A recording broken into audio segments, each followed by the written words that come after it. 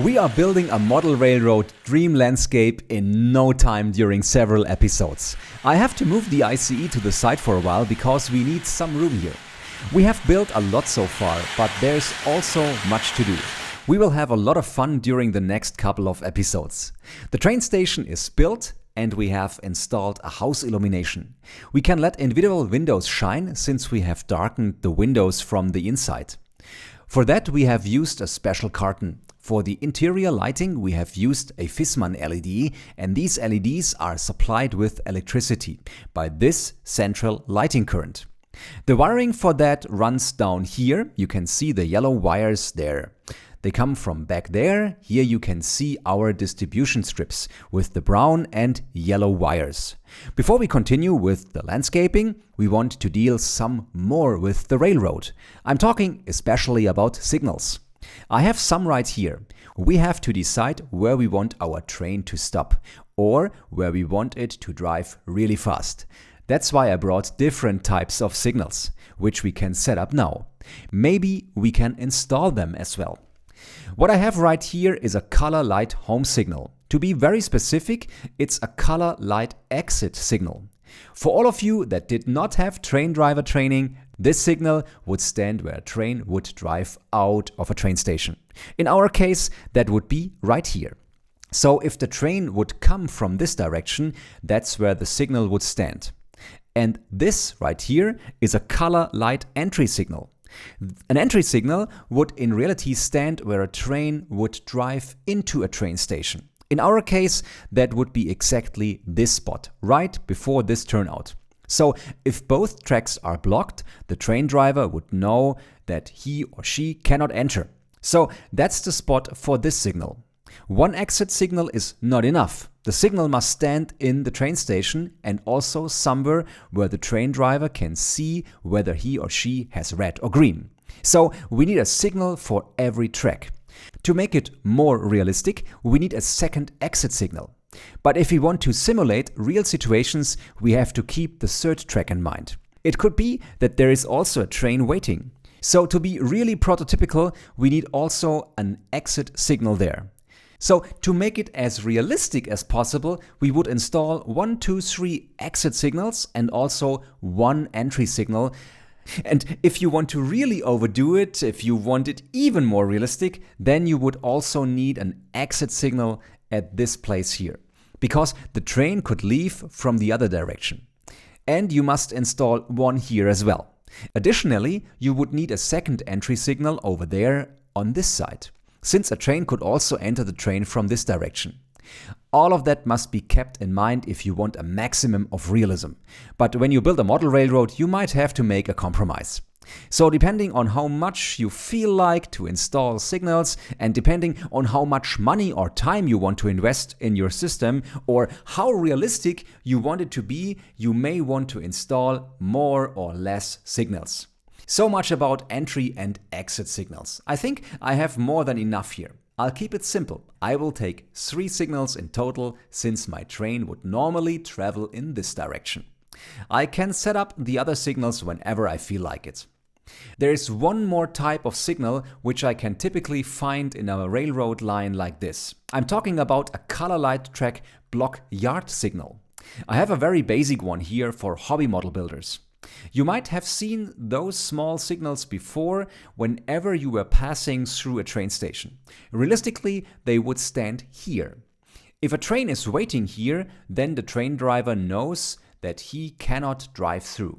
You could install that signal theoretically here as well. To indicate that this train cannot exit, since the train is blocked, you could also use an exit signal. This spot here would also be correct to signalize that this track is blocked.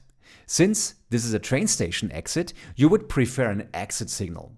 The question of where which signal goes is very much discussed. We have gathered some information about this topic on the Märklin website. You can find a signal special with a PDF document for download. It explains in detail which type of signal goes where. And if you work with a model railroad from a different time other than the modern one, like a steam railroad for example, you will find a lot of information about the older signal types with a moving signal wing. but all the signals have basically the same position on your tracks. The next signal type we want to use, if you want to be really correct, is this color light distance signal. This distance signal is always installed if a train driver cannot see the home signal. It is usually installed about 500 meters before the home signal. For example, if we install our entry signal here, it could not be seen by our train conductor in this ICE, since it is right in the curve. So in reality, we would install this distance signal 500 meters before the signal, and that would be roughly here. That way our train conductor would know from this point on that there is a signal coming and it is either red or green. And if it's red, he could start slowing down to come to a stop right at this signal. What other signals do we have? We could also install a color light block signal in order to divide the line into blocks. That way we could decide that one train on this track is allowed to drive, but a second train on the track has to wait back there until the first train has left the block. You call that a block section control. You find all kind of tutorials for that on our Märklin channel. With that you can automate the process on your model railroad. And you also let several trains drive on your system automatically.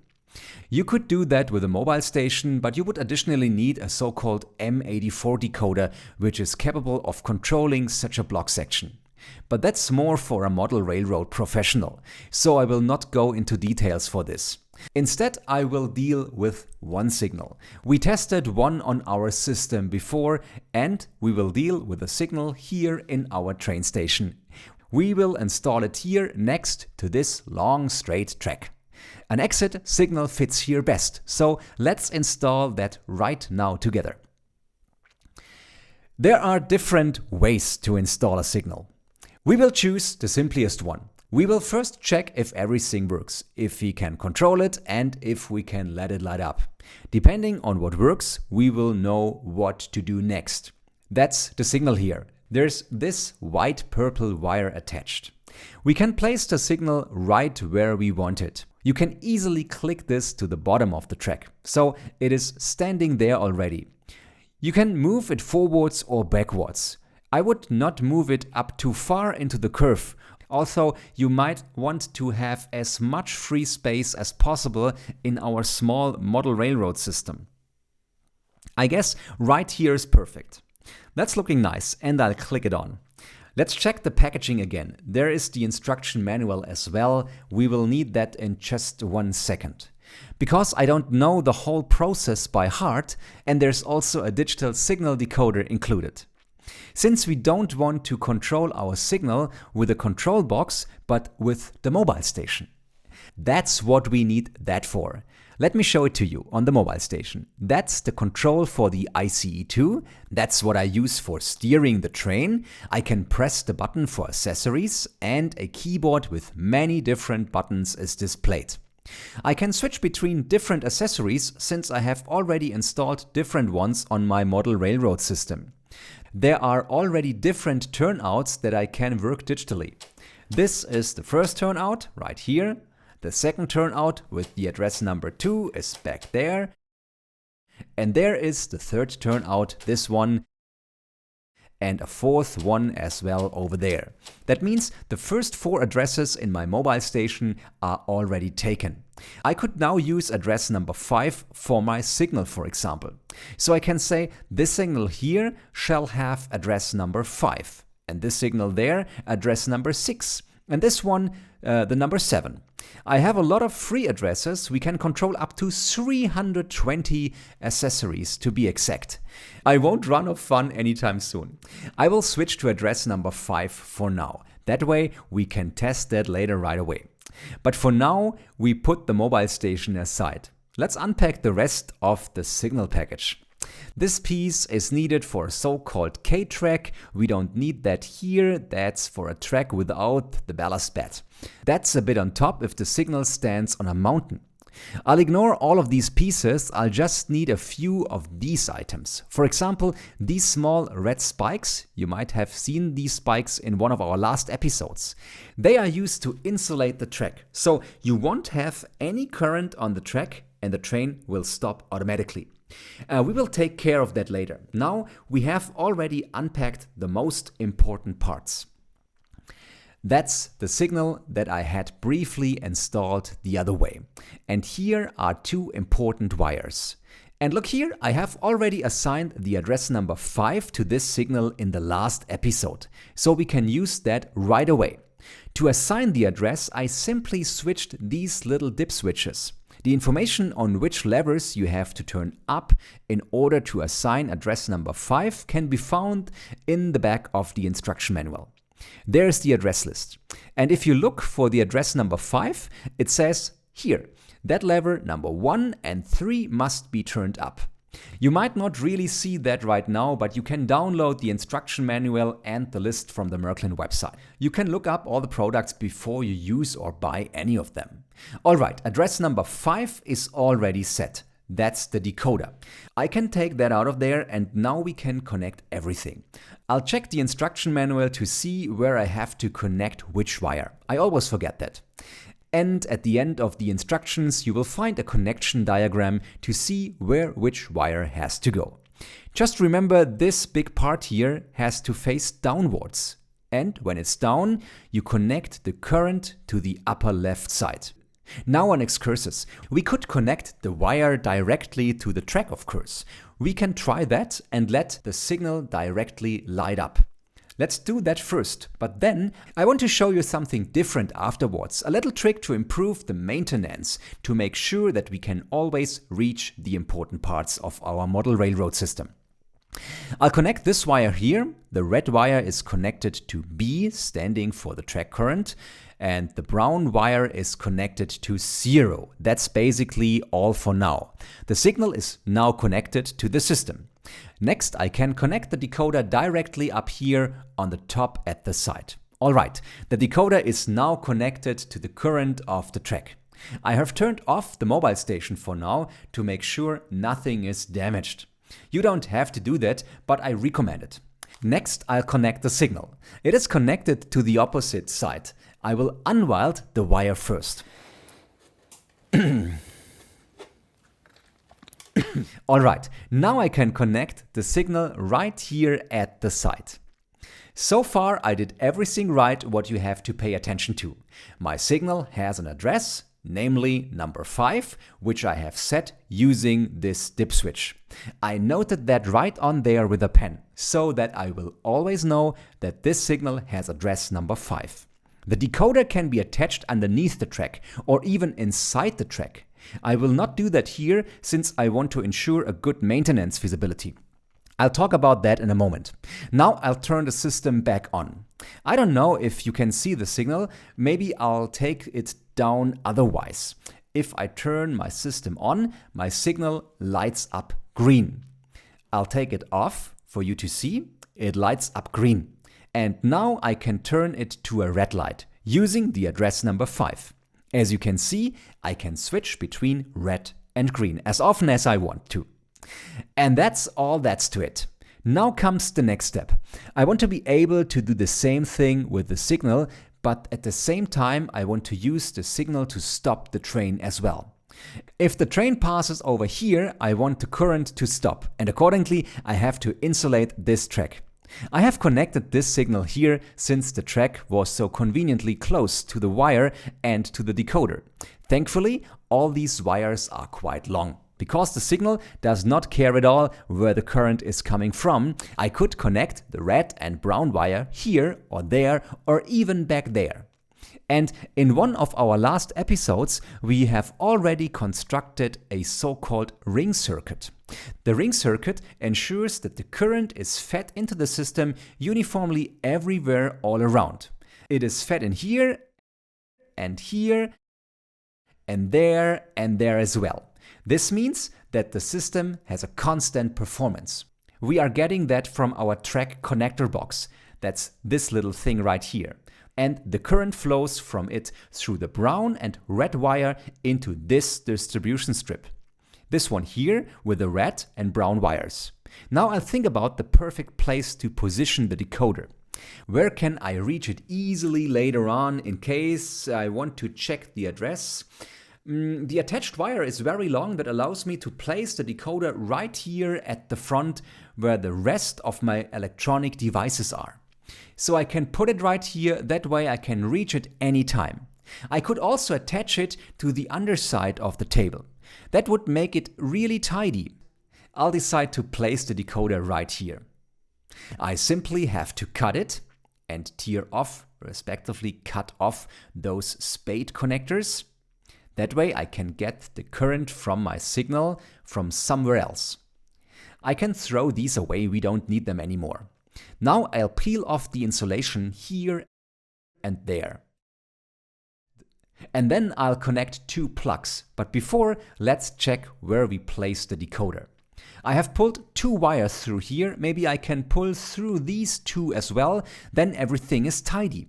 Best to do it before you peel off the insulation, but that works anyway. So the first wire is through, next the second one. As I said, that way the wires are tidy and you can prevent tangled cables. Now I have it, and everything is nice and tidy, since I can place the wire right beside the ring circuit. Alright, now I'll put through these wires here. This kind of work is really nice if you build a very big railroad system, because it makes everything clean and tidy. It makes it also much easier if you have to look for an error later on. If you have to find it, you can systematically check for it. Alright, now I'll put it through this shrink tubing. It is too tight, so we will make a new one. A shrink tubing was also included into the packaging. I'll check how long we need this wire. There is not much room here. I can extend it if I attach a plug and a socket to it. I could also solder it, that would also be an option. Now I need my screwdriver. Here it is. So we attach a brown plug to extend it. That way our wire is long enough. And then we will attach a second shrink tubing for our new wires. The power to the system is switched off at the moment. I pressed stop on the mobile station, so we are safe from small electric shocks and short circuits. We unscrew that and fix that. This plug is ready. Next, we need a red plug and of course a red socket, because we want to extend the wire. Let me show you what a socket is. Look here, these are plugs and these here are sockets. You can pin them together and that way you can extend a wire. I'll attach a red plug and maybe I can run it over to the ring circuit. But I guess I can extend the wire a bit, since I want to place my decoder somewhere where it is easy to reach. This length would be actually enough. I can reach over there. I connect it now on a test basis for you to see that it works. And after that I will extend it. I'll do that after the video. That way you don't have to wait so long. I'll connect it now and then you can see it. So the signal is no longer connected to the track. It is connected to the decoder. Here it is. And this rail track is separated. And when I press the stop button, my signal lights up red. I'll take it off again. Now we know it works together with the ring circuit. Here you can see it. It lights up red and I can switch it manually from red to green, or the other way around. The most important features are working. You can start playing with the signal now. You still have to stop the train by hand, but the basic features are working. Now comes the second equally important step. We want to be able to turn off the power. We take this red wire here, this wire will lead to the decoder, and from there over to the track. We can use it to decide whether current will flow here or not. I have explained that already in one of our first episodes. We need that here as well. So relax and watch me install it. We want our train to stop here. That's a very long track. And we want to insulate this track. Here is a second very long track. Both are very long. Let's see, here is a shorter one. I will switch their positions and have the short track here. If the insulated long track is here, the train might already stop here if it is driving slowly. If the ICE is rather fast, it might have a bit of a braking distance. It shouldn't be too short, but also not too long. So depending on what kind of trains you have on your railroad system, you must choose either longer or shorter tracks. What's important is that you always choose the exact same length for the braking section everywhere on the system. If you take a track like this one, I would choose a track of about the same length on the parallel track. It roughly fits here in terms of length. We have 17.2 centimeters here and an 18.8 centimeters over there. They have almost the same length. I will use this here as a braking section. And now I will insulate the whole thing. We put these red spikes on these tongues of the railroad track. That way the track is insulated here at this side. We repeat this on the other side on the center conductor rail. You call this red spike a center rail conductor, by the way. We have to do the exact same thing on the other side of the track again. The center conductor rail. That way this track is completely insulated and we are almost finished with this section. But first I have to do it with this track as well. So let's take down the signal again. Here as well, insulated the part that's opponent to my braking section by using this center rail insulator. That's not hard at all. At the beginning it might be a little more difficult. Now that's what you have to do, and that's what it should look like. Red to red. I hope you can see it to some extent. Here is no more current, neither in the other direction. This track is completely insulated. The train must stop here since it is not powered anymore. I'll place the signal down there briefly and I'll show you what I'm talking about. I will let the ICE pass over this section, and without braking it manually, it will stop. I will even switch the signal to green. Look here, the signal is green, but the section is insulated. So the ICE must stop here. Common. And there it stands. This spot is pretty good actually. And if I move it back a little bit, it wants to start driving again. And it doesn't matter which way I set the signal, either red or green. That doesn't make any difference. I change the direction and move him back a little bit. I now decide that the signal will get power again. I remove these two tracks again and take them apart. Now we have two red wires coming out of the decoder.